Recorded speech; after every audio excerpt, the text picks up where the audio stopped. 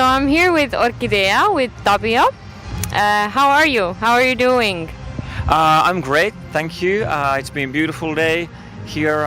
Enjoyed playing and weather is nice. Lots of Finnish friends around, so yeah, it's very nice. And it's not your first time in Estonia, right? No, this must be DJing wise maybe my something between 10 and 15.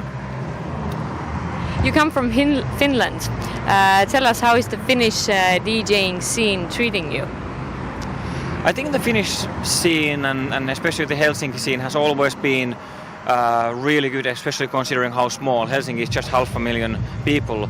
So we have every weekend we have good names coming from abroad. We have clubs dedicated for electronic music. We have big festivals. We have quite a lot of artists who have made a name for themselves outside of Finland as well. So I would say it's good. And also I think the Finnish kind of there's certain sense of intelligence or quality or that sort of people really drive for something original and interesting, which is nice. And do you think that from where you come from matters in DJing? For example, does it matter if a DJ succeeds? I mean, if he's from Finland or from Holland, for example, is there a difference? Yeah, really good question. I think everything is web-based, so in a way things are more global naturally, and it's easier to break from wherever you are. But at the same time, I believe that culture, where you come from, there is certain culture and certain connections and people helping you and people working together, and that affects a lot.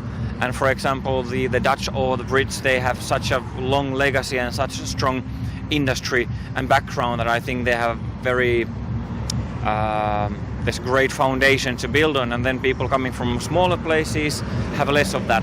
But I don't know, at the end it's music. If someone makes amazing music which connects with people, I think then he or she can make it from anywhere, from bedroom or stadium. And am I right, you have been DJing for 20 years? Actually this year I'll be celebrating my 25th DJing anniversary.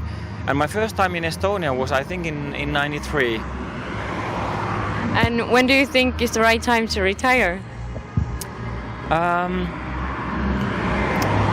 Well, I believe that as long as you're passionate with what you're doing and you love it and you have the drive and you enjoy it, there's no age limit. And there are DJs who are, I say gracefully aging, maybe when they are 50 or maybe when they are 60.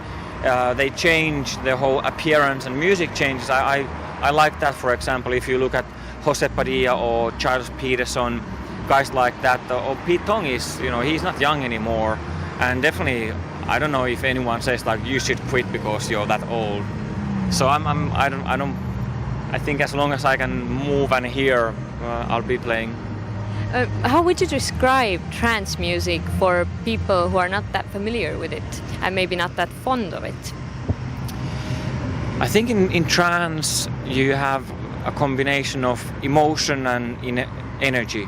It's probably the most euphoric of the electronic music sub-genres, and there's definitely it is very melodic, but at the same time there is very strong rhythm and drive in it. So I guess those are some of the main characteristics.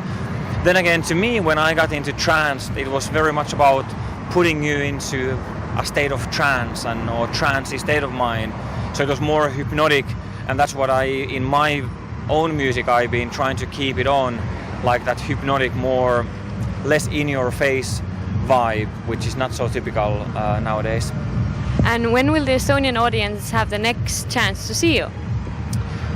Next time I'll be in Estonia playing at the weekend festival in Pärnu on Friday on the first weekend of August. Last year was really, really nice and it was the first time there, so I'm very much looking forward to it.